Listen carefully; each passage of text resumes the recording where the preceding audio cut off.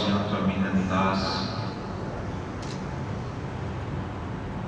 وقال النبي صلى الله عليه وسلم لا يؤمن أحدكم حتى أكون أحب إليه من والده وولده والناس أجمعين وقال النبي صلى الله عليه وسلم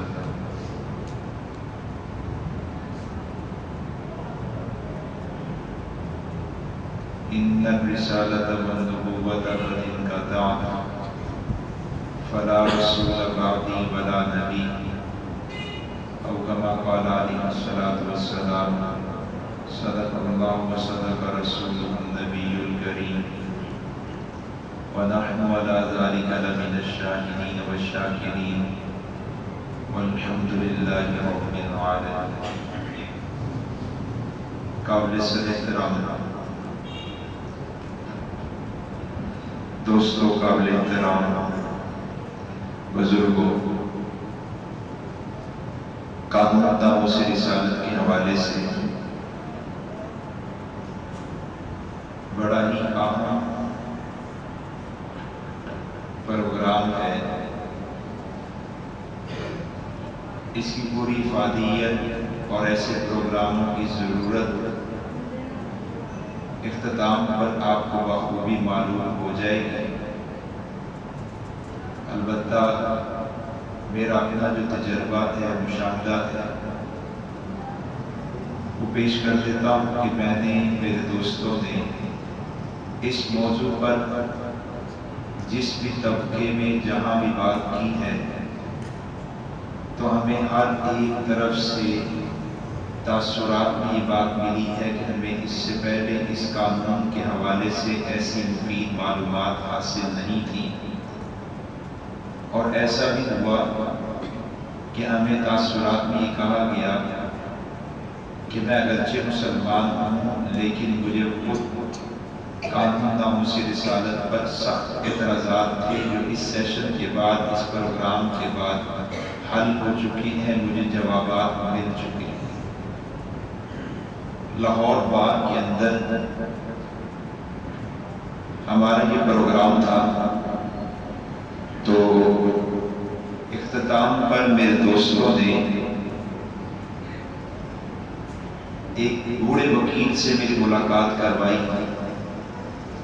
اور اب آپ بھی ملاقات کر رہے تھے، لیکن جب ان سے ملاقات کروائی تو ان کے تعارف میں مجھے کہا کہ یہ جو وکیل صاحب ہیں یہ ہماری بار کے بڑے معزز آدمی ہیں، سینئر وکیل ہیں، بہت بڑی تعداد میں ان کے شاگرد یہاں موجود ہیں. کچھ تاریخی جملے کہے اور اس دوران وہ وکیل صاحب انہوں نے میرے ہاتھ میں تھامے رکھا.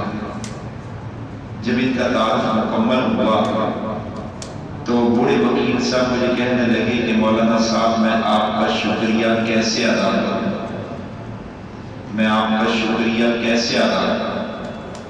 میں نے کہا مجھے جزاک اللہ کہتے ہیں. انہوں نے جزاک اللہ کہنے کے بعد پھر کہا کہ اب بتائیں میں آپ کا شکریہ کیسے ادا کروں.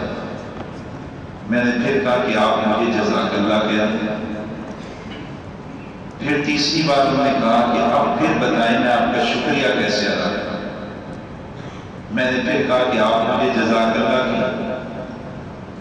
تو فرمانے لگے کہ آپ میری اس محبت اور اپنائیت کی وجہ نہیں پوچھتے. میں نے کہا فرمائیے آپ اس محبت اور اپنائیت کا اظہار کیوں کر رہے ہیں. تو انہوں نے کہا کہ جب سے اس قانون کے بارے میں مجھے معلوم ہوا اس وقت سے میں جہاں بیٹھتا تھا، جس طبقے میں اس موضوع پر بات کرتا تھا، تو میں کہتا تھا کہ قانون ناموس رسالت ایک ظالمانہ قانون ہے، یہ ایک ظالمانہ قانون ہے. میں نے کہا کہ اچھا اب کیا کہتے ہیں؟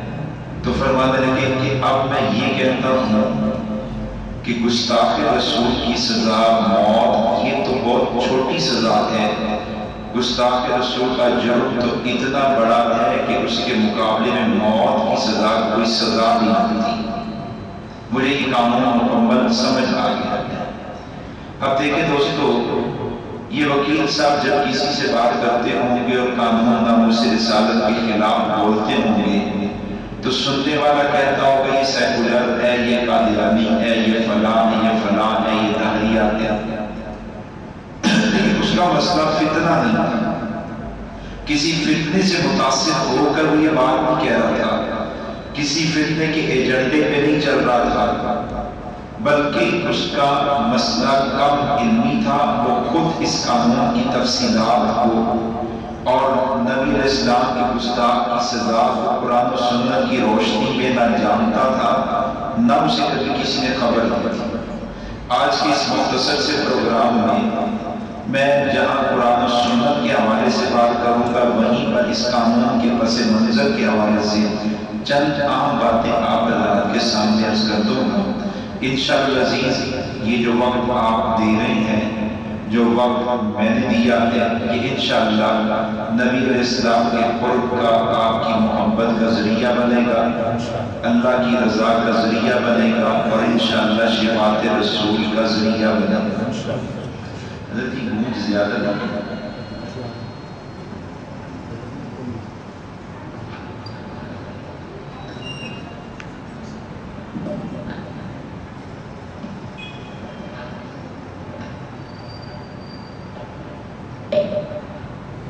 انشاءاللہ فائدہ ہوگا۔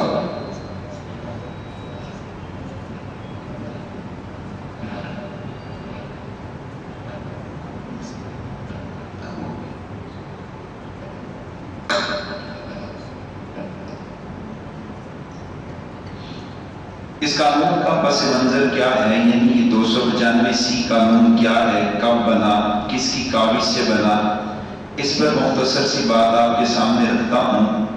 1983 کی بات ہے، لاہور ہائی کورٹ کے ایک وکیل مشتاق احمد راج نامی شخص نے اپنے سیکولر عقائد پر ایک کتاب لکھی، اور اس کتاب میں اس نے نبی رحمت صلی اللہ علیہ وسلم کی توہین کی۔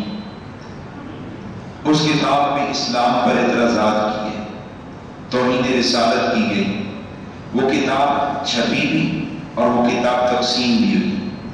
یہ کتاب پہنچی جناب محترم اسماعیل قریشی صاحب رحمۃ اللہ علیہ کے پاس۔ اسماعیل قریشی صاحب عالم نہیں تھے، مفتی نہیں تھے، کسی اور مذہبی تحریک تنظیم کے لیڈر نہیں تھے، وہ ایک پیشہ ور وکیل تھے، سپریم کورٹ کے وکیل تھے، لیکن عاشق رسول تھے اور اپنی ذمہ داری کو بخوبی جانتے تھے کہ اگرچہ میں باقاعدہ کوئی عالم مفتی نہیں ہوں، کسی تنظیم تحریک سے میرا تعلق نہیں ہے، لیکن میں محمد رسول اللہ صلی اللہ علیہ وسلم کا امتی ہوں، ان کا غلام ہوں، ان کی عزت حرمت، ان کے مقام کا دفاع میری ذمہ داری ہے۔ چنانچہ جب کتاب پہنچی، میں کتاب پڑھی تو ان کو غصہ آیا۔ انہوں نے رد عمل میں 2 کام کیے۔ ایک کام تو یہ کیا کہ پورے پاکستان کے مختلف تنظیمیں تحریکیں، ان کے لیڈر اپنی طرف جمع کیے، سب کو دعوت دی، اور جب یہ قائدین اور یہ لیڈر اور یہ علماء جمع ہوئے تو انہوں نے ان علماء کے سامنے، قائدین کے سامنے وہ کتاب رکھی اور متنازع عبارات، توہین آمیز عبارات رکھی، اور اپنا دکھڑا ان کے سامنے رکھا کہ پاکستان 1947 میں بنا ہے، اسلام کے نام پر، محمد رسول اللہ کے نام پر بنا ہے، لیکن اس ملک میں توہین رسالت کو روکنے کے لیے کوئی مؤثر قانون موجود نہیں ہے۔ اس پر بات چیت چلی تو 3 قراردادیں منظور ہوئی۔ پہلی یہ کہ اس کتاب کو ضبط کر دیا جائے، اٹھایا جائے مارکیٹ سے۔ دوسری یہ کہ جس نے لکھی ہے اسے گرفتار کیا جائے، اور تیسرا یہ کہ گرفتار کر کے اس کے خلاف مقدمہ چلایا جائے۔ تیسرا یہ کہ قانون ناموس رسالت بنایا جائے، ایسا قانون بنایا جائے جس کے تحت نبی رحمت صلی اللہ علیہ وسلم کی عزت حرمت کا دفاع ممکن ہو سکے، کہ عام شہری کا دفاع یہاں کیا جا رہا ہے، صدر کا، وزیر کا اور دیگر عہدیداران کا، اداروں کا، ان کی کی ساتھ ان کی عزت، ان کے مقام کا دفاع کیا جا رہا ہے، تو رسول کریم صلی اللہ علیہ وسلم کی ہستی، ان کے مقام، ان کی عزت کے دفاع کی قانون کیوں نہیں ہے؟ یہ تینوں قراردادیں منظور ہوئی، یعنی ان مطالبات سامنے آئے۔ دوسرا کام انہوں نے یہ کیا کہ وفاقی شرعی عدالت میں ایک پٹیشن دائر کی اور مطالبہ رکھا کہ گستاخ کے لیے موت کا قانون مقرر کیا جائے، بنایا جائے۔ یہ معاملات چل رہے تھے کہ 1984 میں اسلام آباد ہوٹل میں ایک خاتون، اس نے نبی علیہ السلام کی صرف امی کا ترجمہ توہین آمیز کیا اور کہا کہ حضور ان پڑھ تھے، اور پھر بدتمیزی کر دی، گستاخی کر دی۔ یہ اوپن ایک اجلاس تھا، ایک سیمینار تھا، اس میں احتجاج ہوا۔ اس عورت سے کہا گیا کہ اپنے الفاظ واپس لو۔ اس نے الفاظ واپس نہیں لیے۔ آسمہ جہانگیر جو مر چکی ہے، اس نے الفاظ واپس نہیں لیے۔ اس پر پھر ایک تحریک چلی اور پاکستان کی اسمبلی میں، قومی اسمبلی میں ایک قرارداد لائی گئی جس میں مطالبہ کیا گیا کہ گستاخ رسول کی سزا مقرر کی جائے اور موت مقرر کی جائے۔ جن کی طرف سے قرارداد لائی گئی ان کا نام تھا آپا نثار فاطمہ، یہ میاں حسن اقبال کی والدہ ہیں۔ انہوں نے یہ قرارداد پیش کی، قرارداد منظور ہوئی اور قانون بنا جس کا نام رکھا گیا 295C۔ 1986 میں قانون بنا 295C۔ آپ قانون کی کتابوں کو کھولیں گے تو آپ اس قانون کے تحت ان الفاظ میں تشریح ملے گی کہ نبی علیہ السلام کی توہین کرنا الفاظ کے ذریعے ہو، لکھ کے ہو، اشارے کے ذریعے ہو، بول کے ہو، کوئی کسی بھی حالت میں کسی بھی طبقے سے تعلق رکھنے والا شخص اگر نبی علیہ السلام کی توہین کرتا ہے تو یہ جرم ہے، اور اس جرم کی سزا موت ہے۔ لیکن موت کے ساتھ ساتھ انہوں نے منظوری دیتے ہوئے کہا کہ موت یا عمر قید۔ جو بل پیش کیا گیا، قرارداد پیش کی گئی، اس میں گستاخ کے لیے فقط ایک سزا کا مطالبہ موت، لیکن قانون بنا تو دو سزائیں رکھی گئی، ایک موت اور دوسری عمر قید۔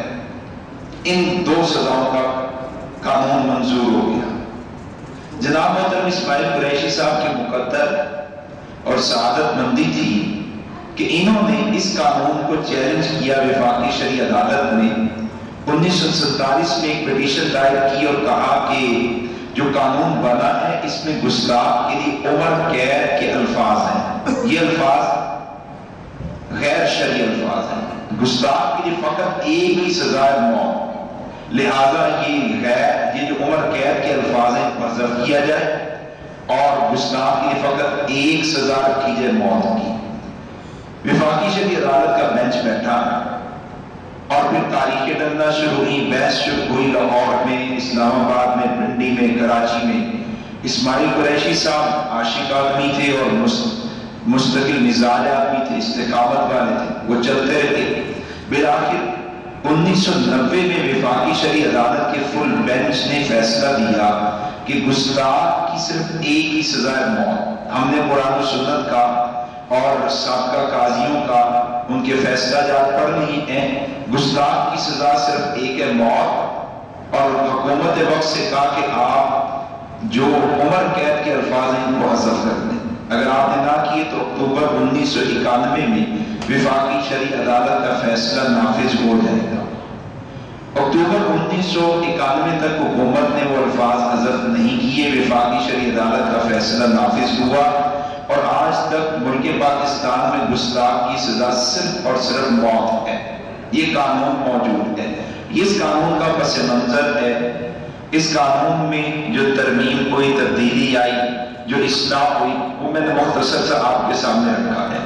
لیکن یہ جب سے بنا ہے اس وقت سے کفر کے پیٹ میں اور اہل فتن کے پیٹ میں مسلسل مروڑ ہے، مسلسل یہ کوشش کی جا رہی ہے کہ اس قانون کو ختم کیا جائے، اس قانون میں ترمیم لائی جائے اور ترمیم کے ذریعے اس قانون کو غیر مؤثر کر دیا جائے۔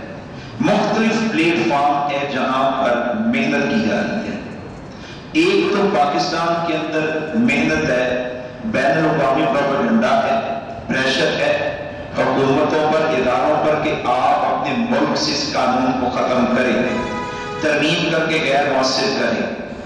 دوسرا مسئلہ پاکستان کے اندر وہ یہ ہے کہ سیکولر لابیاں جو ہیں، بے دین طبقہ، قادیانیت اور دیگر طبقات ہیں، وہ مسلسل یہ محنت کر رہی ہیں کہ مسلمانوں کے ذہن میں ایسے سوالات ڈالے جائیں، اعتراضات ڈالے جائیں، اشکالات ڈالے جائیں کہ مسلمان قانون ناموس رسالت سے متنفر ہو جائے، وہ سمجھے کہ قانون صرف ایک جذباتی قانون ہے، اس کی بنیاد میں قرآن و سنت نہیں ہے، دلائل کی بنیاد پر نہیں، صرف جذبات کی بنیاد پر قانون بنایا گیا ہے، یہ قانون ایک غلط قانون ہے۔ یہ کوشش کی جا رہی ہے، مجھے ذرا توجہ دیجیے گا، یہ مسلسل پاکستان میں کوششیں جاری ہیں۔ اس کا اثر آپ کو اس طبقے میں بالخصوص ملے گا جو طبقہ تعلیم یافتہ کہلاتا ہے، جو طبقہ تعلیمی اداروں میں پڑھ رہا ہے، پڑھا رہا ہے، پڑھ کے کسی شعبے میں کام کرنے پہنچا ہوا ہے، اس میں یہ اثر منتقل کیا جا رہا ہے، سرایت کر رہا ہے، ان کے ذہنوں میں مختلف سوالات آتے رہتے ہیں۔ ہمارے پاس وقت نہیں ہے، ورنہ میں عموماً کچھ کارگزاریاں پیش کر دیتا ہوں کہ میں نے کہاں پہ بات کی اور کہاں پہ سوالات لوگوں کی طرف سے سامنے آئے، لیکن جو میں بات چلاؤں گا تو آپ لوگوں میں سے اکثر لوگ یہ کہیں گے واقعتاً یہ شبہ تو ہمیں بھی ہوتا تھا، یہ اشکال تو ہمارے ذہنوں میں بھی آتا تھا، لیکن حضور کی عظمت کی وجہ سے ہم خاموش ہو جاتے تھے، قانون کی وجہ سے، اسلام کی وجہ سے ہم خاموش ہو جاتے تھے، اور حضور کی محبت میں ہم کہہ دیتے تھے گستاخ کی سزا فقط موت ہے۔ جو سوالات، ایک ہے قوت کے بلبوتے پر قانون ختم کرے، اس کے مقابلے میں قوت چاہیے، ہر وقت ہمیں بیدار رہنا ہوگا، ہر وقت ہمیں بیدار رہنا ہوگا کہ قانون میں ترمیم، قانون میں خاتمے کی طرف حکومت قطعاً توجہ نہ کرے، پریشر آتا ہے برداشت کرے، بھی ہمارا بھی حق ہے، ہم آزاد لوگ ہیں۔ جمہوریت کو بھی دیکھا جائے تو جمہوری قوانین لوگوں کی رائے کے مطابق بنتے ہیں، ہم کتاب و سنت والے قانون کو، جمہوری ہمارے قانون کو جمہوری حق بھی حاصل ہے کہ یا کہ سارے لوگ، اکثریت کہتی ہے کہ حضور کی عزت کا دفاع ہونا چاہیے، قانون ہونا چاہیے، تو اس کے مقابلے میں تو قوت چاہیے، ہمیں بیدار رہنا ہوگا، اپنی قوت دکھاتے رہنا ہوگا۔ حکومتوں کے پاس بھی کوئی عذر ہو کہ جناب اس ملک میں قانون کو بدلنا کوئی آسان نہیں ہے، قانون کو ختم کرنا کوئی آسان نہیں ہے۔ اور دوسرا جو ہمارے طبقے کے ذہنوں میں سوالات ڈالے جا رہے ہیں، ان کا ازالہ، میں اور آپ اپنی جماعت کے نمائندے ہیں، میں اور آپ اپنے مسلک کے نمائندے، میں اور آپ اپنی سیاسی جماعت کے نمائندے ہیں، میں اور آپ اپنے کاروبار، اپنے گھر بار، اپنے خاندان کے نمائندے ہیں۔ ہمیں چاہیے کہ ہم ان ساری نسبتوں کو نیچے رکھ کے سب سے اونچی جو نسبت ہے سرکار پاک صلی اللہ علیہ وسلم کی، ہم حضور کے نمائندے، آپ کے چوکیدار بن کے آپ کی نمائندگی شروع کر دیں، آپ کی ناموس، آپ کی حرمت، آپ کی ختم نبوت کی پاسبانی کا فریضہ جو ہمارے ذمہ ہے، ہم اس کی ادائیگی کرنا شروع کر دیں۔ یہ ہوگا تب جب آپ ان معلومات کو جو میں عرض کر رہا ہوں مضبوطی کے ساتھ اپنے ذہنوں میں اتار دیں اور ان کو پھیلانا شروع کر دیں۔ جب آپ پھیلائیں گے تو انشاءاللہ آپ والذین جاہدوا فینا لنہدینہم سبلنا، جب کوئی رب کے راستے پر نکلتا ہے تو اللہ اس کی مدد بھی کرتے ہیں، یہاں سے جو ملے گا یاد ہوگا، وہ انشاءاللہ پختہ بھی ہوگا، ساتھ ساتھ اللہ رب العزت اور تائید مدد کرتے رہیں گے اور حضور کی چوکیداری کے لیے قبول فرما لیں گے۔ جو سوالات کی جاتے ہیں دوستوں، ان کا خلاصہ ان 5 سوالات میں ہے، ان 5 اعتراضات میں۔ پہلا سوال آپ کے سامنے یہ ہے کہ قانون ناموس رسالت یہ کتاب و سنت کا قانون نہیں ہے۔ کیا مطلب؟ وہ دعویٰ کرتے ہیں کہ یہ قانون قرآن سے اور حضور کی سنت سے ثابت نہیں ہے۔ پھر بنا کیوں؟ کہتے ہیں تاریخ چلی تھی، مسلمانوں کے جذبات کے ہاتھوں حکومت مغلوب ہو گئی اور حکومت نے قانون بنا دیا، ورنہ دلائل نہیں تھے۔ میں یہ آپ سے پہلی بات پوچھتا ہوں، کیا یہ قانون مولوی صاحب نے بنایا ہے؟ مفتی صاحب نے بنایا ہے؟ کسی لیڈر، مذہبی جماعت کے لیڈر نے بنایا ہے؟ یہ قانون قومی اسمبلی سے بنا ہے۔ اس قانون پر باقاعدہ فل بینچ نے بحثیں کی ہیں، اور 1-2 دن کی بحث نہیں ہے، 3 سال تک یہ قانون ایک پروسیجر میں چلتا رہا ہے۔ کیا جج جذبات میں آ کے قانون بنا دیا؟ مجھے ایک دفعہ چند بھوکلا میں لاہور سیشن کورٹ کے بھوکلا میں بات کا موقع ملا تو عنوان کیا آیا کہ یہ قانون یعنی حضور کی عزت کی حفاظت کا قانون قرآن و سنت سے ثابت ہے یا نہیں، یہ عنوان آیا۔ اللہ نے حضور کی عزت کے دفاع کے لیے کوئی قانون اتارا ہے یا نہیں، اس طرح آپ اس بات کو لیں۔ تو میں نے ان دوستوں سے پوچھا کہ آپ لوگ مجھے بتائیں کیا قرآن اسلام ایک مکمل ضابطہ آیات ہے؟ سب نے کہا جی ہے۔ میں نے کہا دیکھیں مکمل ضابطہ آیات ہے، کہتے ہیں ہر مسئلے کا حل قانون موجود ہے، کہتے ہیں۔ میں نے کہا اچھا مجھے میری جان بڑی پیاری ہے، کیا اللہ نے میری جان کی حفاظت کے لیے کوئی قانون دیا ہے؟ کہنے لگے دیا ہے۔ میں نے کہا اچھا مجھے میرا مال بڑا عزیز ہے، میری مال کی حفاظت کے لیے بھی کوئی قانون ہے؟ کہتے ہیں۔ میں نے پھر کہا کہ مجھے میری عزت بڑی پیاری ہے، کیا میری عزت کے دفاع کے لیے بھی کوئی قانون دیا ہے؟ کہتے دیا ہے۔ آپ کی عزت کی حفاظت کے لیے بھی قرآن میں قانون ہے، جان کی حفاظت مال کی حفاظت کے لیے قانون موجود ہے۔ اس پر میں نے ان دوستوں سے پوچھا کہ اب مجھے آپ بتائیں کہ کیا ممکن ہے کہ عام انسان کی عزت کے دفاع کے لیے تو اللہ قانون دے، لیکن حضور کی عزت جو اللہ کو کل کائنات کی عزتوں سے زیادہ پیاری ہے، اللہ ان کی عزت کے لیے کوئی قانون نہ دے، حفاظت کے لیے کوئی قانون نہ دے۔ یہ وکیل تھے، میں نے پوچھا کہ اگر قانون بنایا جائے کہ وکیل کو گالی دینا جرم ہے، جج کو گالی دینا جرم نہیں، یا وکیل کو گالی دینا بڑا جرم ہے، جج کو گالی دینا چھوٹا جرم ہے، قبول کریں گے؟ کہتے نہیں۔ میں نے کہا کیوں؟ کہتے ہیں اس لیے کہ جج کا پروٹوکول زیادہ ہے، اگر وکیل کو گالی دینا جرم تو جج کو گالی دینا بڑا جرم ہونا چاہیے۔ میں نے پھر انشرس کیا کہ دوستو آپ مجھے بتائیے کہ اللہ کی نگاہ میں اللہ کے ہاں میرا آپ کا مقام اور پروٹوکول زیادہ یہ کم نبھانے کا، پھر ہماری عزت کے دفاع کے لیے قانون ہو اور حضور کی عزت کے دفاع کے لیے قانون نہ ہو، یہ سب چمکادڑیں ہیں جو نظر نہیں آتا تو اعتراض صورت پر کرتے ہیں، یا یہ جان بوجھ کر پروپیگنڈا کرتے ہیں، جانتے ہیں لیکن جان بوجھ کر پروپیگنڈا کرتے ہیں۔ وہ جو دلائل وفاقی شرعی عدالت میں دیے گئے وہ تو آج بھی کتابی صورتوں میں موجود ہیں، اور اسلام کی اصلاح پر جو دلائل دیے جاتے ہیں پرانی کتابوں میں نقل ہوتے آ رہے ہیں۔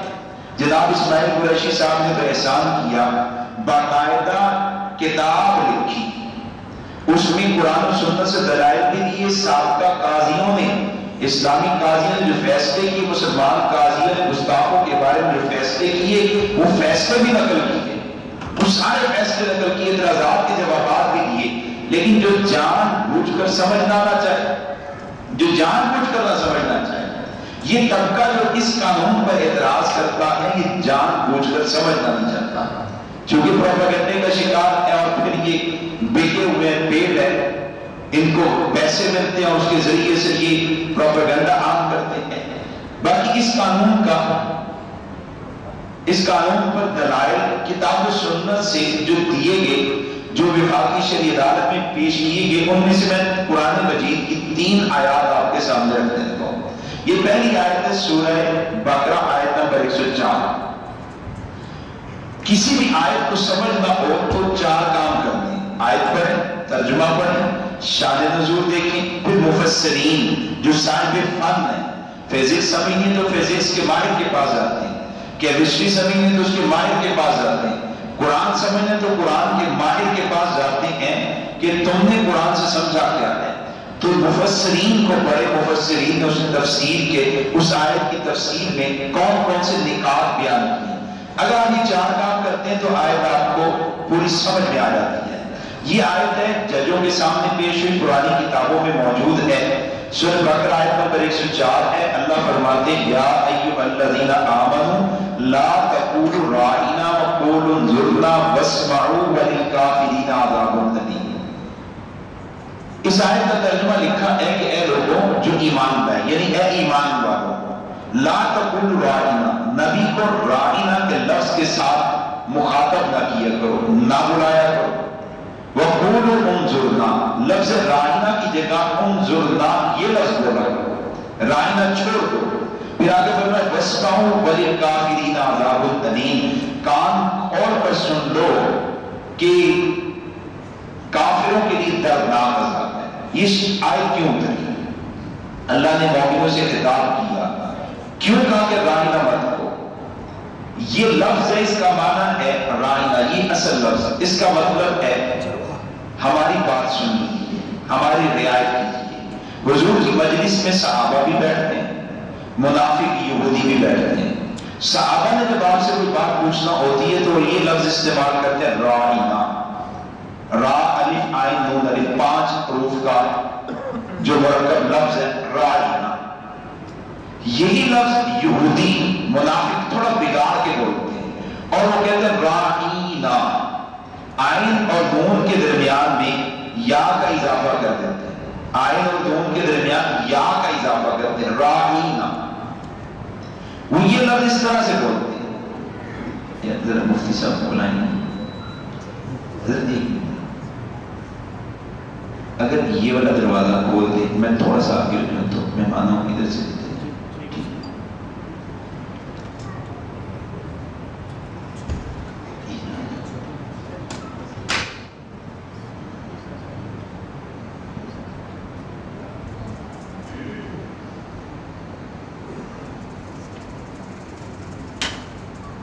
یہودی لفظ بگاڑتے ہیں اور یہودی کیا کہتے ہیں؟ رائنا.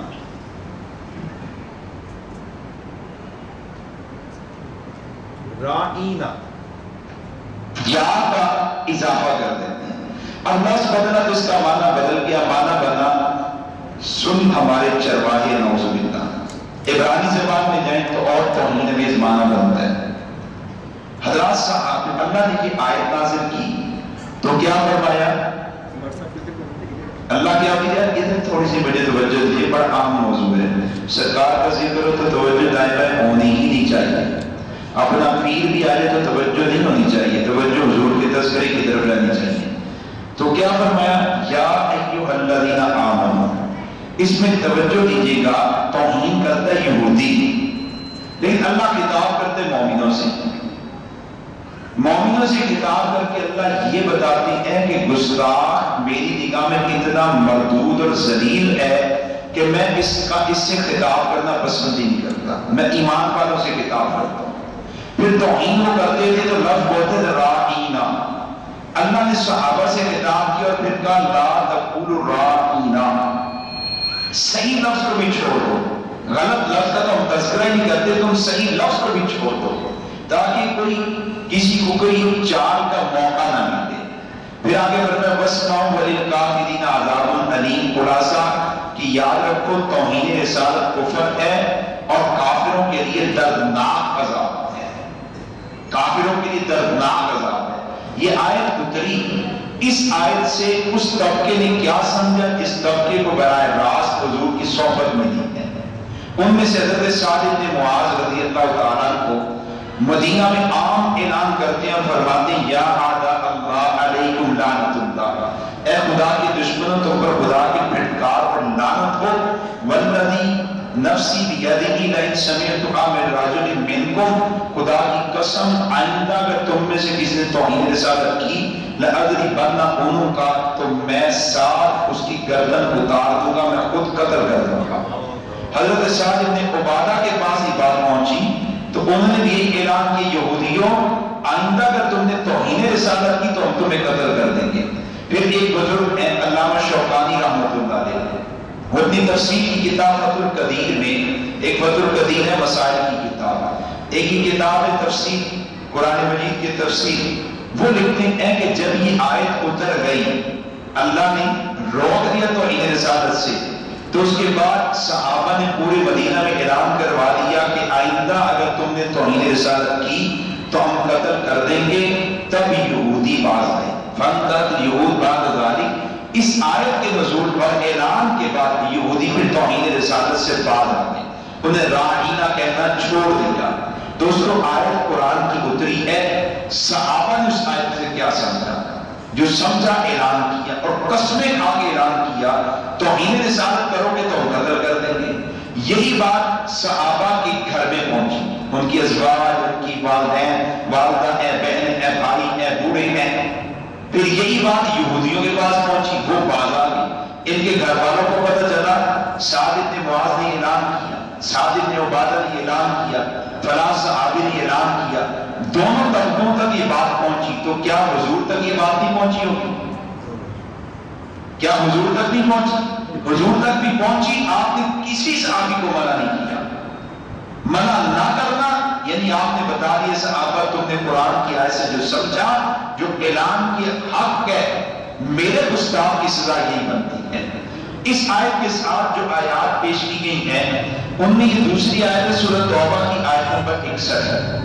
وقت کم ہے، آپ سب یہ آخری الفاظ دیکھیں، والذین یؤذون رسول اللہ لہم عذاب الیم۔ اس کا ترجمہ کیا ہے کہ جو لوگ اللہ کے رسول کو تکلیف پہنچاتے ہیں ان کے لیے دکھ دینے والا عذاب تیار ہے۔ اس میں یہ لفظ آپ نے بڑے غور سے دیکھنا ہے، والذین یؤذون، رسول کے لفظ سے پہلے یؤذون، جو لوگ حضور کی توہین کرتے ہیں، یؤذون کہتے ہیں زبان سے کسی کو برا کہنا، جو لوگ رسول اللہ کی توہین کرتے ہیں ان کے لیے دردناک عذاب ہے۔ یہی لفظ اللہ نے سورہ احزاب میں بھی اتارا، اور سورہ احزاب میں اللہ رب العزت فرماتے ہیں ان الذین یؤذون اللہ ورسولہ لعنهم اللہ فی الدنیا والآخرہ۔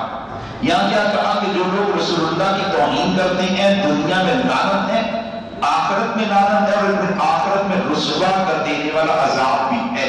توجہ دیجیے گا، جب قرآن کہتا ہے اقیم الصلاۃ، اس کی تفصیل آتی ہے، آتوا الزکوٰۃ، پھر اس کی تفصیلات آتی ہیں۔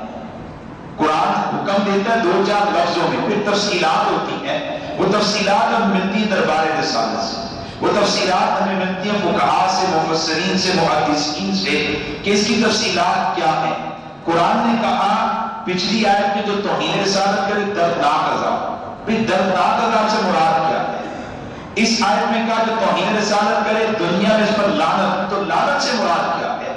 کیا سب مل کے یہ کہ گستاخ دل پہ لعنت ہے، گستاخ دل پہ لعنت ہے؟ عملی طور پر سزا کیا ہے؟ گستاخ کی سزا ہے کیا؟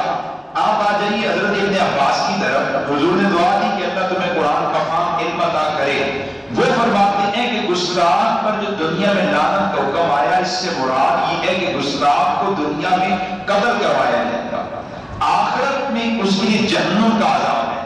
پھر اس کے ساتھ ساتھ ایک علامہ شوق حضرت علامہ شامی رحمۃ اللہ علیہ بزرگ ہیں، بڑے درجے کے عالم ہیں، وہ یہی وہ آیات جو میں نے ابھی سورۃ توبہ احزاب کی آپ کے سامنے رکھی، اس کے ساتھ ایک اور آیت ملعونین اینما ثقفوا اخرجوا وقتلوا تقتیلا، یہ تین آیات پیش کرنے کے بعد کہتے ہیں تین آیات سے ثابت ہوتا ہے گستاخ کافر بھی ہے، واجب القتل بھی ہے۔ اس کے علاوہ بہت سے حوالات آتے ہیں، بلا مبالغہ سینکڑوں علماء کی سینکڑوں عبارات ہیں، لیکن میں تمام علماء کو چھوڑ کے میں جاتا ہوں رسول کریم صلی اللہ علیہ وسلم کے پاس جن پر قرآن اترا ہے۔ نبی رحمت صلی اللہ علیہ وسلم نے اس کا حکم دیا ہے، چنانچہ آپ دیکھیے وہ لفظ ذہن میں رکھ کے یؤذون، قرآن نے جو کہا اس لفظ کو ذہن میں رکھا۔ بخاری شریف کھولی جلد نمبر 2 میں آپ کو ایک روایت ملتی ہے کعب بن اشرف یہودی کے بارے میں۔ یہ کعب بن اشرف یہودی مدینہ کا رہائشی ہے، یعنی ذمہ ہے، امن معاہدہ کر کے رہ رہا ہے، اور یہ شخص توہین رسالت کرتا ہے۔ جب اس نے توہین رسالت کی اور حضور تک کی ثبوت بات پہنچ گئی، گواہوں کے ساتھ بات پہنچ گئی، تو رحمت کائنات صلی اللہ علیہ وسلم صحابہ کے مجمع میں آئے تو آپ نے کیا فرمایا؟ من لکعب بن اشرف، اے صحابہ بتاؤ تم میں سے کون ہے جو کعب بن اشرف سے مجھ محمد کا انتقام لے گا؟ کون بدلہ لے گا؟ کیوں بدلہ لینا ہے؟ کیا اس نے کسی کو قتل کی ہے؟ کیا کسی کی عزت پامال کی ہے؟ کیا سازش کی ہے؟ کیا ریاستی قوانین کی بغاوت کی؟ نہیں، کیوں قتل کیوں کرنا ہے؟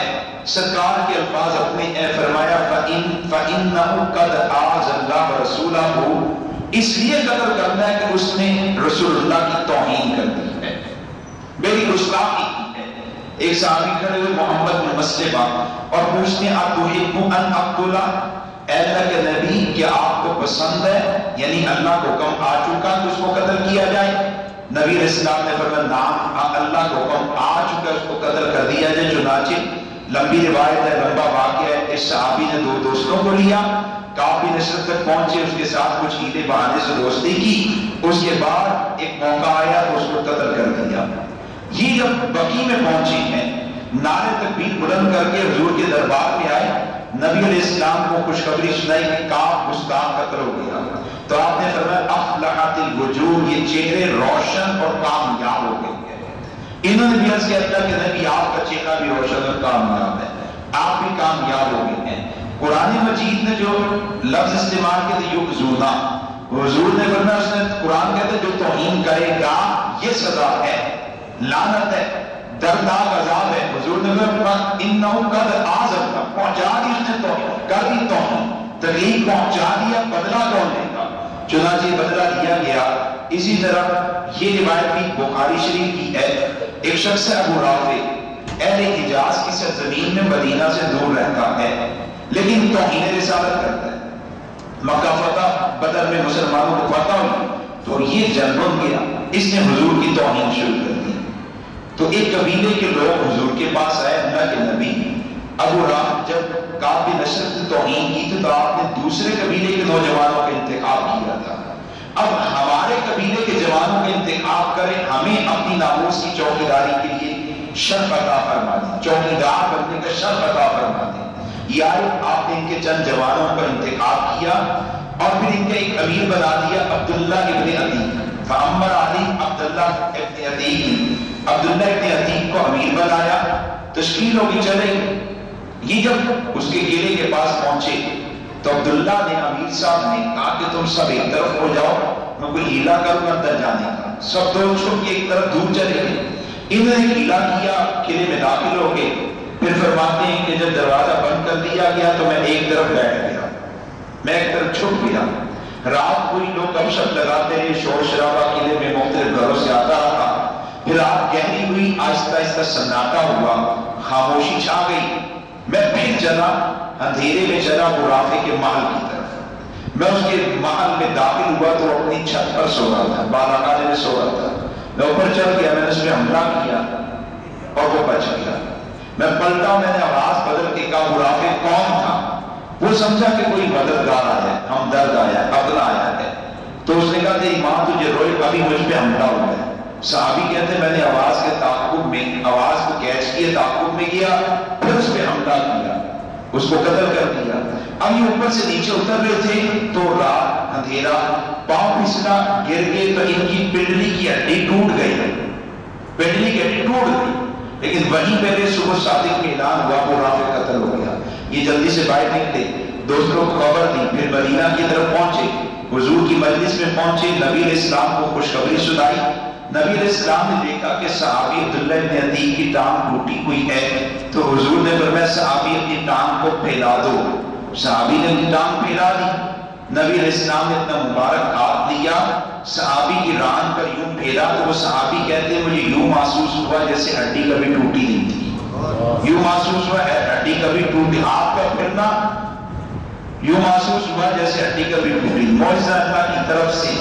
اور یہ پیغام میرے اور آپ کے لیے بھی ہے کہ یہ رب کی طرف سے معاملہ چل رہا ہے.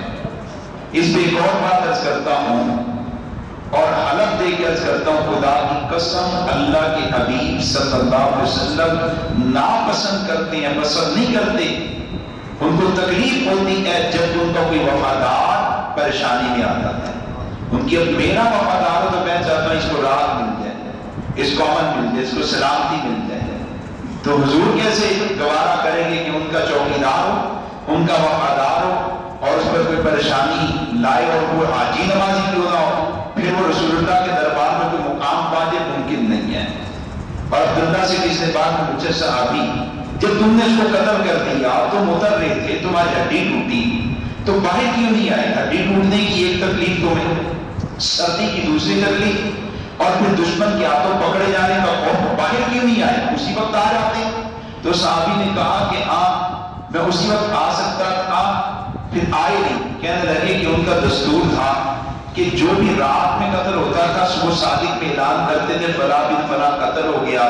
میں نے سوچا اگر تو صبح صادق میں اعلان ہوا یعنی پکا ہو گیا کہ قتل ہو چکا ہے، تو پھر نکلوں گا، اور اگر اعلان نہ ہوا یعنی وہ بچ گیا ہوا تو میں اپنی ٹوٹی ٹانگ کے ساتھ پھر پلٹ کے جا کے حملہ کروں گا، اپنی جان حضور کی ناموس میں لٹا جاؤں گا یا اس خبیث کی جان لے جاؤں گا، یا تو دے کے جاؤں گا یا لے کے جاؤں گا۔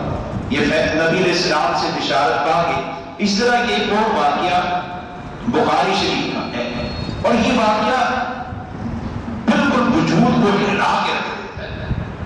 مکہ فتح ہوا ہے، مکہ عام معافی کا اعلان کر دیا گیا، گھروں کو دروازے بند کرو معاف کر دی جاؤ گے، حرم میں آؤ معاف کر دی جاؤ گے، لا تثریب علیکم اليوم اعلان عام ہے، امن دیا جا رہا ہے۔ ایسی حالت میں نبی رحمت صلی اللہ علیہ وسلم فرماتے صحابہ تم ابن قتل کو جہاں پر پاؤ اس کو وہیں پر قتل کر دینا، جہاں پر پاؤ اس کو وہیں پر قتل کر دینا۔ اب صحابہ ڈھونڈتے ہیں، کوئی پہاڑ کے اس پار، کوئی اس چوٹی کے پار، کوئی اس گھاٹی میں، کوئی اس محلے میں، ابن قتل ملتا نہیں، کہاں گیا؟ ایک صحابی کی نگاہ پڑتی ہے، ابن قتل کعبے کے پردے میں چھپا بیٹھا ہے، یوں لٹکا ہوا ہے۔ وہ صحابی فوراً حضور کے دربار میں پہنچتے ہیں اور آگے کیا کہتے ہیں؟ آگے کہتے ہیں ابن خطل متعلق باسرار الکعبہ، اے اللہ کے نبی ابن خطل تو کعبے کے پردے میں موجود ہے، وہاں لٹکا ہوا، اب کیا کریں؟ حرم ہے، پناہ گاہ ہے، یہاں تو قتل و قتال جائز نہیں ہے، پھر وہ کعبے کے خلاف کو تھامے ہوئے، اب کیا کریں؟ جب یہ پیغام یاد آیا، خدا کی قسم اللہ کی وحی حضور پر اتری، حضور نے جو رب کا پیغام تھا صحابی کو پہنچا دیا، تو تم کو اے صحابی اس کو وہیں پر قتل کر دو۔ چنانچہ کعبے کے پردے سے نکال کے اور منتظم کے سامنے جہاں سب کی سنی جاتی ہے اس کو وہاں پر قتل کیا گیا۔ بعد میں محدثین نے اس پر سوال اٹھایا، کعبہ حرم حرمت کی جگہ قتل و قتال جائز نہیں ہے، ٹھیک ہے یہ واجب القتل ہو چکا تھا، اس کی سزا موت تھی، لیکن یہاں سے نکال کے باہر لے جاتے، حرم کی حدود سے باہر لے جا کے وہاں سزا دیتے، یہی کیوں سزا دی؟ تو ابن حجر وقی رحمت اللہ علیہ لکھتے ہیں یہی اس لیے سزا دی کہ اس دن اللہ نے کعبے کی حرمت کو اٹھا لیا، تاکہ قیامت آنے والے لوگوں کو بتا دیے کہ میری نگاہ میں محمد کی حرمت کا مقام کعبے کی حرمت سے کئی گنا زیادہ ہے، میرا کعبہ بھی حضور کے گستاخ کو پناہ نہیں دے سکتا، پھر کوئی جج دے جائے، کوئی وزیر دے جائے، کوئی مفتی دے جائے، کعبہ بھی پناہ نہیں دے گا۔ اس کے علاوہ دوستوں بہت سے واقعات ہیں، حضرت علی رضی اللہ تعالیٰ گستاخ کو قتل کرتے ہیں، حضرت خالد بن ولید گستاخ کو قتل کرتے ہیں، ایک صحابی حضرت نابینا صحابی ہیں وہ گستاخ کو قتل کرتے ہیں۔ بہت سے صحابہ 17 واقعات تو میرے پاس ہیں کہ صحابہ نے نبی رحمت صلی اللہ علیہ وسلم کے حکم کے ساتھ بھی اور جرم کو خود دیکھ لیا، پکا جرم دیکھا تو خود بھی گستاخ کو قتل کیا۔ بدر کا واقعہ آپ نے سنا ہے، بدر میں مسلمانوں کو فتح ہوئی تو پھر قیدی آتا ہے، بہت سے قیدیوں کے ساتھ کیا سلوک ہوا؟ قتل کیے گئے، کسی کے معلومات میں ہو۔ بدر کے قیدیوں کے ساتھ کیا ہوا؟ فدیہ دے کے چھوڑا گیا۔ جس کو کوئی لکھنا پڑھنا آتا ہے کہا کہ بھائی 10 بندے سکھاؤ، لکھنا پڑھنا سکھاؤ، چھوڑ دی جاؤ، یوں رہا کی کے قیدی رہا ہوئے۔ لیکن جب بدر سے حضور مدینہ آ رہے تھے تو 2 قیدیوں کو راستے میں قتل کر دیا گیا تھا، 2 قیدیوں، ایک عتبہ بن ابی معیط اور ایک نظر نامی بندہ۔ عتبہ یہ وہ خبیث آدمی تھا جس نے کعبہ میں کمنی والے کے پشت پر اونٹ کی گردی اور ریڑھ ڈال رکھی تھی۔ یہ وہ خبیث آدمی تھا جس نے نبی علیہ السلام کے گلے مبارک پر پھندا ڈالا تھا۔ یہ وہ خبیث آدمی تھا جس نے چہرے انور پر تھوکا تھا، نبی علیہ السلام کے چہرے پر تھوکا تھا، نظر بھی گستاخ رسول تھا۔ ان دونوں کا اس کے علاوہ کوئی جرم نہیں تھا کہ یہ مکہ میں رہتے ہوئے کملی والے کی توہین میں آگے آگے تھے، دوسروں کو اٹھانا کرتے تھے، گستاخی کروایا کرتے تھے، خود کرتے تھے، دشمنی میں اٹھاتے تھے، توہین رسالت ان کا مرکزی جرم تھا۔ وہاں سے آپ آئے مکہ، یہ قیدیوں کی رہائی جو معاملات ہیں یہ شرعی معاملات ہیں، یہ آسمان کے فیصلے ہیں۔ خدا کی قسم یہ بھی آسمان والے رب کا فیصلہ تھا کہ یہ جو قیدی ہیں جنہوں نے میرے نبی کی مکہ میں توہین کی ہے، ان کو مدینہ پاک داخل ہونے سے پہلے پاک لگا دو، قتل کر دو۔ یہ گستاخوں کو قتل کیا، اس سے بھی کیا پتہ چلتا ہے کہ گستاخ کی سزا کیا ہے؟ اتنے ڈھیر سارے واقعات کے بعد اگر کہ ملک پاکستان میں کہ گستاخ کی سزا شرعاً قرآن و سنت کی روشنی میں موت نہیں ہے، تو یا تو وہ جاہل ہے، کچھ نہیں پڑا، یا پھر وہ کفر کیا تو بکا ہوا ہے، چاہے اس کے چہرے پہ داڑھی ہے، سر پہ پگڑی کیوں نہ ہو، پھر وہ بکا ہوا آدمی ہے، چاہے اسے لوگ مذہبی اسکالر کے نام سے جانتے ہیں، وہ بکا ہوا ہے، کفر کا پروپیگنڈا ملا رہا ہے مسلمانوں کے دلوں سے، حب رسول اور ختم ناموس رسالت کے قانون کی عظمت نکالنا چاہتا ہے۔ اچھا، یہ ایک تو مسئلہ یہ ہے۔ اس کو اگر آپ مزید دیکھیں تو فقہاء کی طرف آ جائیں گے آپ، قرآن و سنت کو بڑی گہرائی سے سمجھنے والا طبقہ، محدثین سے کئی گنا آگے، مفسرین سے کئی گنا آگے، وہ فقہاء کا طبقہ ہے۔ فقہاء قرآن و سنت کو جس باریکی کے ساتھ سمجھتے ہیں، مفسر اس باریکی سے نہیں سمجھ سکتا، محدث اس باریکی سے نہیں سمجھ سکتا، یہ زیادہ گہرائی سے سمجھتے ہیں۔ اس طبقے نے کیا سمجھا ہے؟ فقہ حنفی کو لیں، فقہ مالکی کو لیں، فقہ اور فقہ مالکی کو لیں تو کسی نے امام صاحب امام احمد بن حنبل سے پوچھا کوئی توہین رسالت کرے، فرمایا سزا موت ہے۔ اس نے کہا اچھا توہین کرنے کے بعد کہ جی ہوں میں معاف کر دو، پھر فرمایا لا تقبل توبۃ من سب النبی صلی اللہ علیہ وسلم، جو رسول کریم صلی اللہ علیہ وسلم کی توہین کرے اس کی سزا موت ہے، جو توہین کرے اس کی سزا موت ہے، اس کی سزا موت ہے۔ لا تقبل توبۃ من سب النبی صلی اللہ علیہ وسلم۔ ایک آدمی کسی کے گھر کی عزت پامال کر دے، پامال کرنے کے بعد کہ جیسا موڑ معاف کر اگے تو نہیں کرا گا، تو جج کے کہا ہوتے کار کے آئے تو ہوتے سزا ہے، قتل کر کے آگے کہنے لگا جیسا موڑ معاف کر اگے تو نہیں کرا گا، جج کے کہا جڑا جرم کار کے آئے تو سزا ہے، تو انہیں رسالے جو کر کے آئے دل سے معافی مانگے تو پھر اللہ کیا معاملہ ہے، یہاں پر تو اس پر قانون نافذ کیا جاتا ہے۔ میں نے ہیلمٹ نہیں پہنا، میرا چلان کرنے لگا، میں نے کہا یار میں پکی سچی بات کر رہا ہوں، شرمندگی ہوئی احساس ہو، آئندہ کے بعد ہیلمٹ پہنوں گا، تو وہ کہے گا جناب ابھی تو جرم کر چکے ہو نا، اس پر تو تمہیں جرمانہ ہوگا، آئندہ تم نے ہیلمٹ پہننا ہے، آئندہ تم نے قانون کی پابندی کرنی ہے۔ اور امام احمد بن حنبل کے ساتھ آپ اگر امام مالک کو دیکھیں تو امام مالک کیا کہتے ہیں؟ وہ کہتے ہیں من شک فی کفری و عذابی کافرا، کہ جو شخص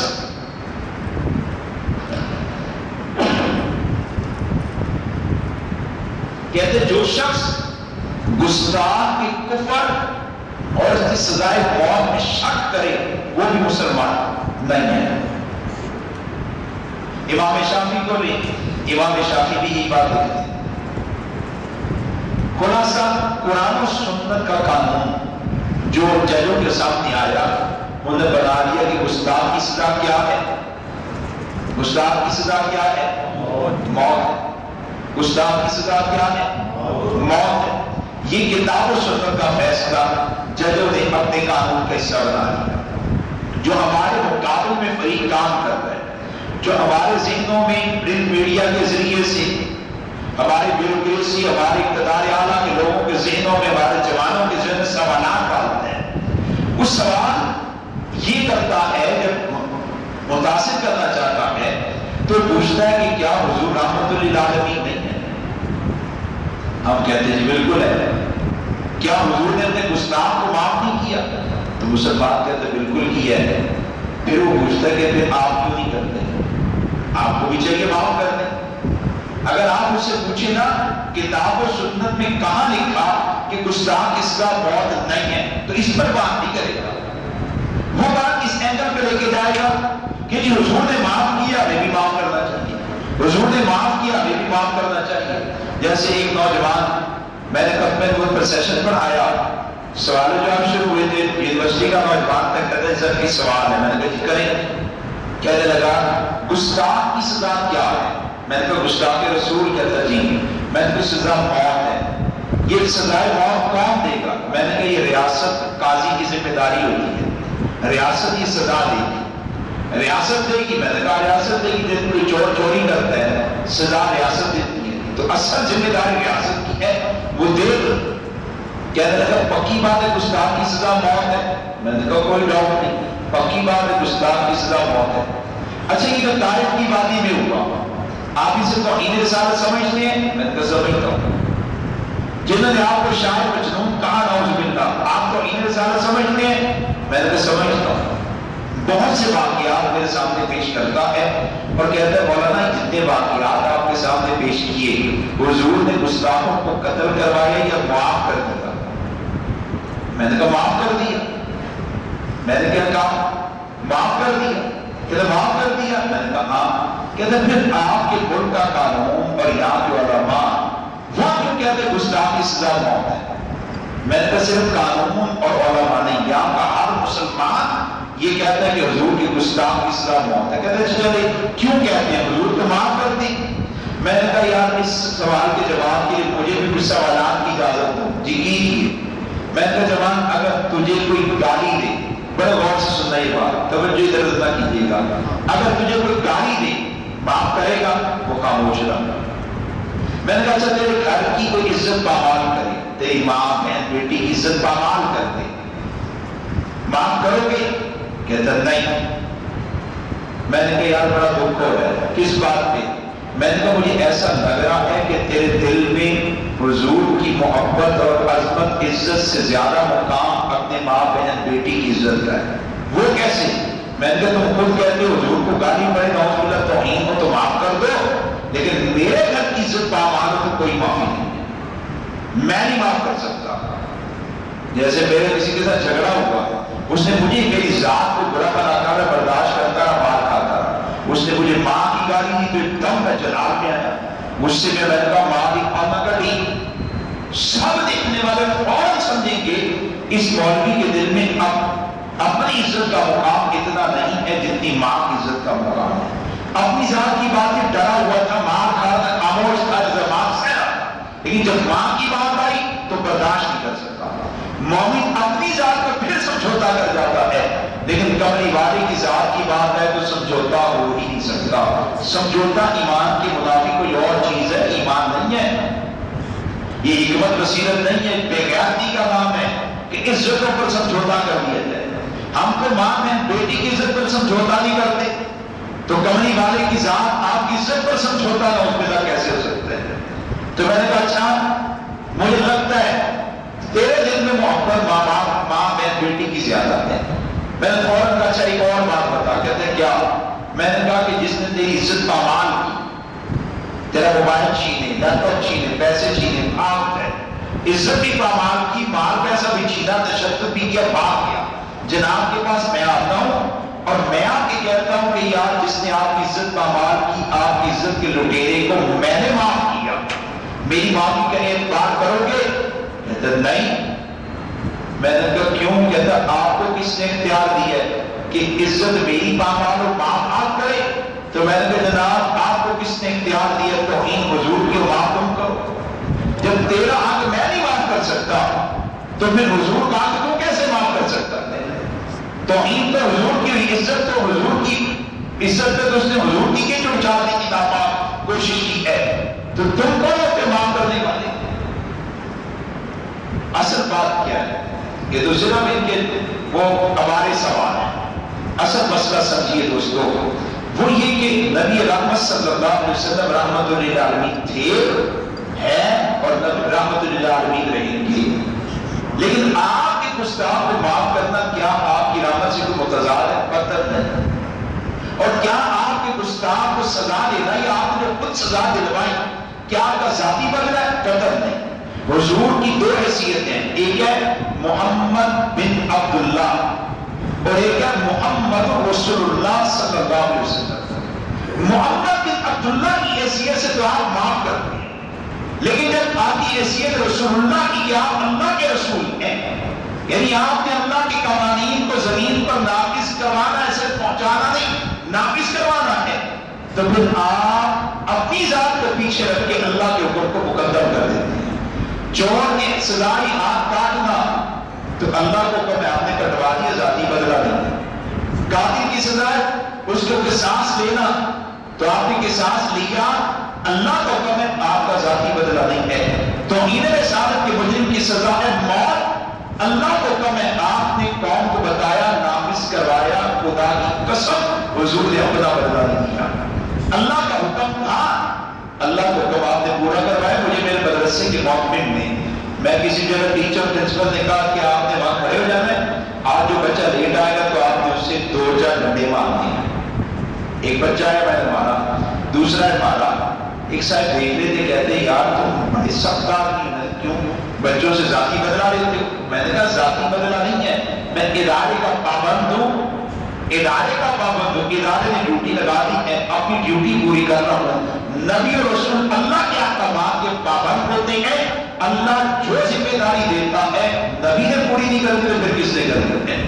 اگر رسول اس حکم کو نافذ نہیں کروایا تو پھر کون کروائے گا؟ نہ تو آپ کی رحمت سے متضاد، نہ ہی آپ کا ذاتی بدلہ، اللہ کا حکم آپ نے نافذ کروایا ہے۔ یہ آپ کی رحمت سے متضاد کیوں نہیں؟ کیوں نہیں؟ مجھے یہ کہتے ہیں کہ آپ کو بڑے نرم دل ہیں، آپ کو بڑے معاف کرنے والے ہیں، آپ کو بڑی محبت والے، شفقت والے، مہربانی والے ہیں۔ دوسرے بندے نے سنا تو مجھے گالی دے دی۔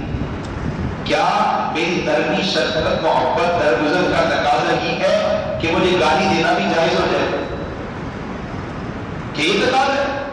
تو میں احتجاج کروں گا، میرے تعلق والے احتجاج کریں گے، کیونکہ جناب آپ کے سائن کو بڑی ہمدردی والے، شفقت والے، معاف کرنے والے، بھائی میری صفات کی وجہ سے آپ کو کیسے اجازت ہوگی کہ آپ کو گالی دیں، آپ میری توہین کریں، آپ میری بے عزتی کریں؟ حضور علیہ السلام رحمۃ للعالمین، اس کا مطلب یہ نہیں ہے کہ کوئی حضور کی توہین کرے تو توہین کرنے والے کو کچھ نہ کہا جائے، معاف کر دیا جائے۔ اور یہ بات بھی یاد رکھنا، دو باتیں، یہ جو واقعات پیش کرتے ہیں حضور نے معاف کیا، معاف کیا، معاف کیا، اس میں پہلی بات یہ یاد رکھیں کہ نبی علیہ السلام کی مکہ کی زندگی میں اللہ نے آپ کو اختیار دے دیا تھا کہ آپ اپنے گستاخ کو معاف کر سکتے ہیں، تو آپ نے کر دیا۔ لیکن کیا حضور کی امت کو بھی اختیار ملا کہ حضور کے دشمن کو معاف کرے؟ تو علامہ ابن تیمیہ کہتے ہیں لیس للامت ان تعفو عن سبا، حضور کی امت کو اللہ نے اختیار نہیں دیا کہ حضور کے گستاخ کو معاف کرے۔ میں نے اپنا کسی کو حق معاف کرنا ہے تو میں کر سکتا ہوں، لیکن دوسرا کون ہوتا ہے میرے حق کو معاف کرنے والا؟ دوسرا کیسے میرے حق کو معاف کر سکتا ہے؟ اور اس بات کو بھی یاد رکھیں، یہ حق العبد ہے، بندے کا بندے کے معاف کرنے سے معاف ہوتا ہے۔ اور تیسری بات، جتنے واقعات یہ لوگ پیش کرتے ہیں، جتنے واقعات پیش کرتے ہیں، ان سب واقعات کا تعلق مکہ کی زندگی سے ہے۔ مکہ کی زندگی کو لے تو مکہ میں اللہ کا حکم فصبروا، جہاد کو کرنے کے۔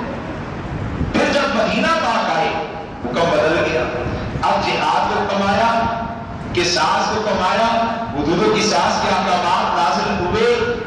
اب جس نے توہین رسالت کی، تو میں نے بخاری کے واقعات آپ کو دکھائے، اس کو قتل کیا گیا کہ نہیں؟ دوستو میں نے واقعات آپ کے سامنے رکھے، قتل کیا گیا۔ یہ لوگ کیا کرتے ہیں؟ یہ ہمارے سامنے صرف مکہ کی زندگی رکھتے ہیں، مدینہ کی زندگی نہیں۔ مکہ کی زندگی میں جہاں آپ نے معاف کیا، وہاں آپ کے پاس اختیار تھا، اور گستاخ کے لیے قتل کا حکم نہیں آیا تھا۔ جیسے مکہ میں کسی نے قتل کیا تو قاتل کو قتل نہیں کیا گیا، چوری کی تو ہاتھ نہیں کاٹے گئے، شراب کی کوڑے نہیں لگائے گئے، زنا کیا تو کوڑے نہیں لگائے گئے، سنسار نہیں کیا گیا۔ اس کا مطلب یہ نہیں ہے کہ اسلام کی سزائیں نہیں، ہم کہیں کہ جناب مکہ میں حکم آیا نہیں تھا، جب حضور مدینہ میں آئے، ریاست کو قیام میں آپ سربراہ بنے، اب اللہ رب العزت نے حدود و قصاص کے احکامات کو نازل کرنا شروع کیا۔ اب مدینہ میں کے بعد جس نے گستاخ، جس نے بھی قتل کیا، قاتل کو قتل کروایا گیا، قصاص کیا گیا، چور کے ہاتھ کٹوائے گئے، جس نے بدکاری کی اس کو سزا دی گئی، جس نے توہین رسالت کی اس کو توہین رسالت کے جرم میں قتل کروایا گیا ہے۔ یہ طبقہ ہمارے سامنے سے مکہ کی زندگی رکھتا ہے، مکہ میں حکم اور ہے، مدینہ میں حکم اور ہے۔ یہ مدینہ کے حالات رکھتا ہے، مدینہ کے حکم، مدینہ کا معاملہ اور ہے۔ یہی بات میں نے آپ کے سامنے پیش کی ہے، ایک ہے مکی زندگی، ایک ہے مدنی۔ مکی زندگی میں حضور نے معاف کیا، مدنی زندگی میں حدود و قصاص کے احکامات آئے تو گستاخوں کو قتل کروایا گیا ہے۔ اسی طرح یہ بات بڑی قابل غور ہے کہ حضور کے وصال کے بعد صحابہ نے کیا کیا؟ صدیق اکبر ہے، عمر فاروق ہے، عثمان غنی، علی المرتضیٰ، حسن ہے، معاویہ رضی اللہ تعالیٰ عنہ اجمعین. آپ تمام صحابہ کو دیکھیں، ان کے قائدین خلفاء کو دیکھیں. کوئی ایک صحابی جس نے یہ حجت کی ہو کہ چونکہ حضور نے مکہ میں دشمن کو معاف کیا تھا اس لیے آپ بھی معاف کر دیں. صحابہ کا عمل ہمیں بتاتا ہے وہ مکہ میں آپ کے پاس اختیار تھا، اب امت کے پاس اختیار نہیں ہے کہ گستاخوں کو معاف کرتے پھرے. ہم جن کو ووٹ ڈال کے اسمبلی میں پہنچا دیتے سینٹ کی بات ہے، ایک ساتھ کھڑے ہوتے ہیں اور کہتے ہیں جی جب حضور نے معاف کیا تو ہمیں کیا پڑی ہے، معاف کر دینا چاہیے. آسی ملونہ کے واقعے پہ جب حضور خود معاف کرتے گستاخوں کو تو اتنا مشکل ہونے کی بات کیا ہے، اتنا جذباتی ہونے کی بات کیا. یا تو حضور کی سیرت میں جو بات نہ ہو، ہم نے جن کو پہنچایا وہ تو مذہب کی علی بے نہیں جانتے، پھر انہیں یہ اقتبار کرنا ہے، پھر وہ یہی کام کریں گے. آگے ایک اور اعتراض چوتھا میں عرض کرتا ہوں. کہتے ہیں جی تیسرا اعتراض، اس قانون کے استعمال غلط ہوتا ہے. اچھا بھی کیا کریں پھر اگر استعمال غلط ہوتا ہے، اور یہ بھی بتاؤ کہ استعمال غلط ہونے کا مطلب کیا ہے. کہتے ہیں یہ فلاں جگہ پر کسی نے قانون کو اپنے آپ میں لے کے گستاخ کو قتل کر دیا تو بھائی اس میں قانون کا کون سا قصور ہے؟ کیا 302 کے مقدمات میں لوگ اپنے باپ چچا کے قاتل کو خود قتل نہیں کرتے؟ تم وہاں کہتے ہو کہ 302 کا قانون غلط ہے، ختم کرو، ترمیم کرو. مجرم تو وہ ہے، اگر اس نے قانون کو اپنے آپ میں لیا تو وہ بنتا ہے، آپ اس کو پکڑو. آپ کی زبانیں فوراً کرنے والے کی ناموس حرمت سے متعلق قانون پر آتی ہے، اس قانون پر آپ فوراً بکواس کرنا شروع کر دیتے. جس نے جرم کیا کی نگاہ مجرم بنا تو اس کی طرف آئیں، کملی والے کے قانون کی طرف نہ آئیں. قانون اپنی ذات کے بعد سے بالکل حق سچ ہے، صاف شفاف ہے، ہر ابہام سے پاک ہے. قانون کو پڑھ لیں، قانون کیا ہے؟ توہین رسالت جرم ہے، حضور کی توہین کرنا جرم ہے، میں پہلے پیش کر چکا. اور جو توہین کرے، ہماری آئین کی کتاب کہتی ہے جو توہین کرے اس کی سزا موت ہے. اس میں کون سا مسئلہ ہے؟ قانون میں کچھ حکم ہے، قانون میں کوئی مسئلہ ہے؟ قانون تو نکھرا ہوا ہے، قانون تو ہر زاویے سے نکھرا ہوا ہے. یہ ایسے واقعات کو لینے کے بعد قانون پر اعتراض کرتے ہیں. اور یہ واقعات ہوتے کیوں ہیں؟ اگر کسی نے کسی جگہ گستاخ کو قتل کیا تو کیوں قتل کیا؟ آپ اس سے پوچھیں. ایک بات تو وہ آپ کو یہ بتائے گا کہ مجھے کسی مفتی نے فتویٰ نہیں دیا، کسی قوم کسی جماعت کے لیڈر نے فتویٰ نہیں دیا، میں نے خود قتل کیا ہے. دوسرا اسے پوچھے کیوں تو کہے گا اگر قانون تو عمل کرتا کوئی نہیں ہے، کون مقدمہ بازی میں لگے 15 سال کیس چلائے اور پھر گستاخ کو بری کر دیا جائے.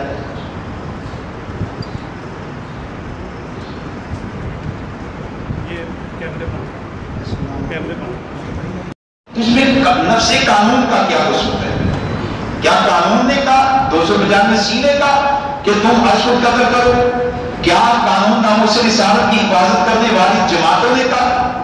ان کے کسی لیڈر نے کہا؟ کسی مفتی صاحب نے کہا؟ وہ تو سارے کے سارے لوگ قانون اور شرع کے دائرے میں رہ کے چلتے ہیں. مسئلہ تمہارے اندر ہے، جب تم قانون پر بر وقت عمل درآمد نہیں کرو گے تو لوگ ناامید ہو کے پھر اپنے آپ کو قانون بنا دیں گے.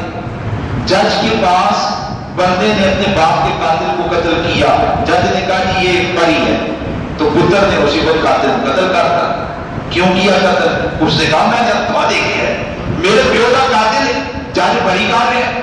اب وہ تو نہیں برداشت کرے گا نا. جب آپ قانون پر عمل درآمد کرنا شروع کرتے ہیں، اور میں بھی ایک عرصے سے یہ بات کہہ رہا ہوں، آپ بھی اس آواز کو اٹھائیں. پاکستان میں توہین رسالت کے واقعات بہت زیادہ ہو چکی ہیں، بہت زیادہ ہو چکی ہیں. جو اسلام کے ساتھ وابستہ ہے اس کو اندازہ ہوگا، باقاعدہ خدا کی قسم باقاعدہ گروپ میں جو توہین رسالت کرتے ہیں، پیسے دیے جاتے ہیں. اور جب یہ عورتوں کا بینا شروع ہوا تھا 8 مارچ کے موقع پر تو 7 مارچ کو اور بھی میرے پروگرام تھا پچھلے سال میں نے کہا کہ یہ جو عورتیں باہر آ رہی ہیں نا مقصود بے حیائی نہیں ہے، اصل مقصود بے حیائی نہیں ہے. اسلام آباد میں نے کچھ احباب کو کہا یہ اصل مقصود بے حیائی نہیں. کہتے کیا؟ میں نے کہا اس سے آگے کے کام ہے کیا؟ میں نے کہا یہ قانون ناموس رسالت پر بولے گی، یہ ختم ملک کے قانون پر بولے گی، اور انہوں نے توہین رسالت ہمارے چوک و چوراہے میں کر ڈالی ہے. 7 مارچ کو بندہ مجھے نہیں پتا تھا کہ 8 مارچ کو عورتوں کا بیلا پھیرا ہے. لاہور بھٹا چوک میں پروگرام تھا تو وہاں پہ میں نے یہی بات کر دی. میں نے کہا دوستوں محتاط ہو جاؤ، یہ جو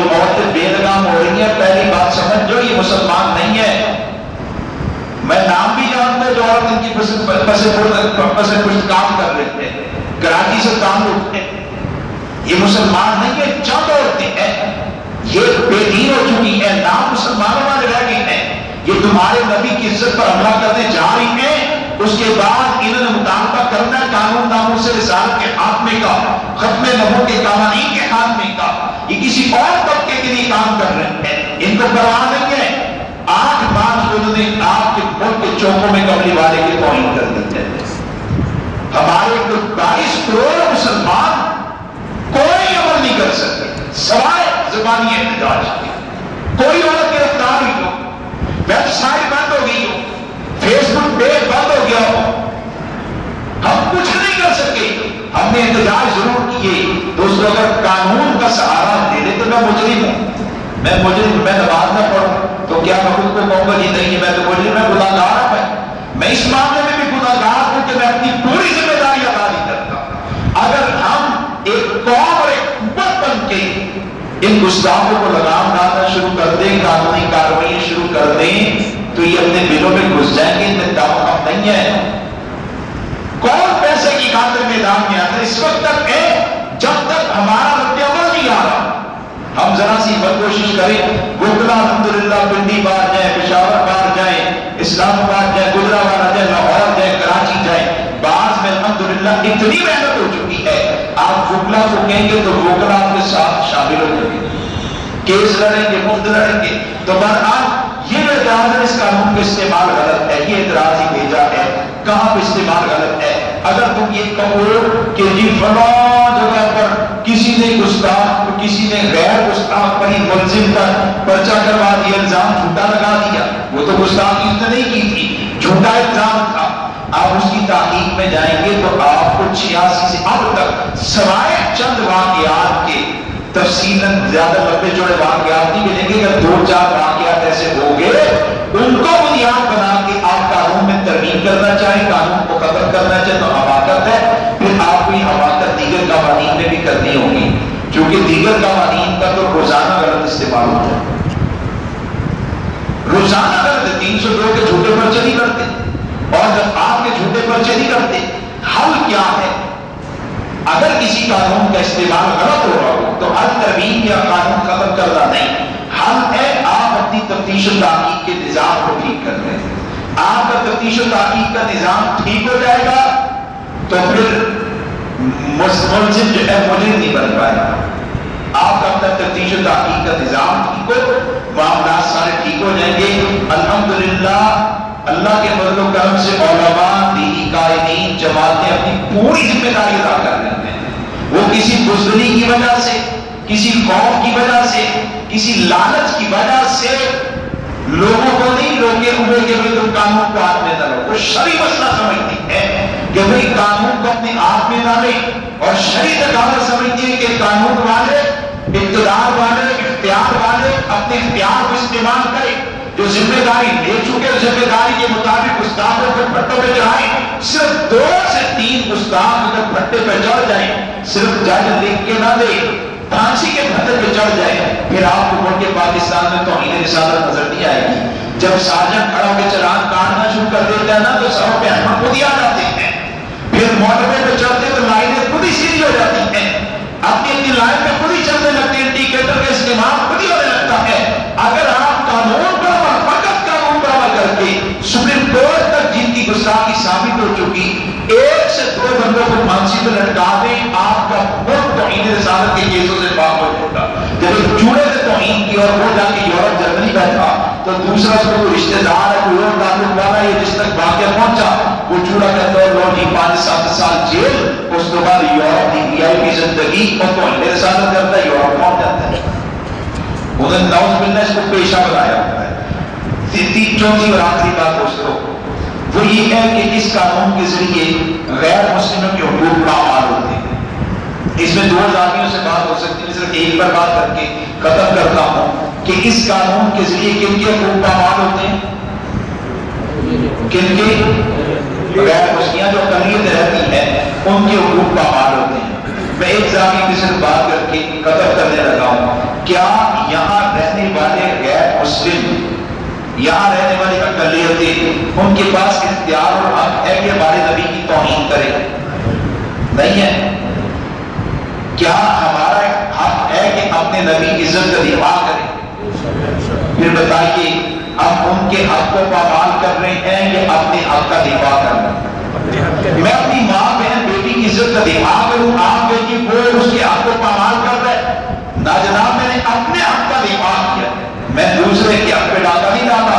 وہ جیل قدرہ پکڑا گیا، جج کو پڑ گیا، جج صاحب مجھے نے میرا روزی روٹی لاتا اپنی پیدا اتنی مشکل سے بند سیکھا، مارے کھائیں اور آپ نے قانون بنا دیا ہے، جیل کاٹنا جرم بنا دیا ہے، پکڑا گیا آپ کے سامنے، آپ نے میری حق تلفی کی ہے، میرے بچوں کے حق پہ ڈاکہ ڈالا ہے۔ تو جج نے کہا وہ کیسے کہتا جی میں جیل کاٹ کے پیسے اکٹھے کر کے راشن لے کے جاتا تھا، کپڑے جوتے لے کے جاتا تھا، اپنی پیٹ پوجا کرتا تھا، ہم نے قانون بنا دیا، میری حق تلفی ہوئی ہے۔ تو جج کیا جواب دے گا؟ جج کے کام اکادمی میں نے تیری حق تلفی نہیں کی، میں نے لوگوں کے حقوق کا دفاع کیا ہے۔ تجھے کس عام نے کہا کہ لوگوں کو جیبیں کاٹنے تیرا حق ہے؟ ان عاموں میں تو کس نے کہا کہ ہمارے نبی کی توہین کرنا ان کا حق ہے؟ جب مجھے کسی قانون سے ڈر ہوتا ہے، میں مجرم ہوں، قانون بن جائے تو مجھے ڈر ہوتا ہے۔ مثلا میں پگڑی پہنتا ہوں تو مجھے ہیلمٹ کا قانون پسند نہیں ہے، اپنے لیے، دوسروں کے لیے پسند ہے، جن کے سر پہ پگڑی ہوتی ہے ان کے لیے پسند ہے، اپنے لیے پسند نہیں ہے، لیکن قانون کو مانتا ہوں۔ کیوں؟ مجھے پگڑی اتارنی پڑتی ہے، تکلف کرنا پڑتا ہے۔ پھر میں کیا کرتا ہوں، طالب علم کو لیتا ہوں، اس کو ہیلمٹ پہناتا ہوں، آگے بٹھاتا ہوں، جہاں جاتا ہوں تو چلا جاتا ہوں۔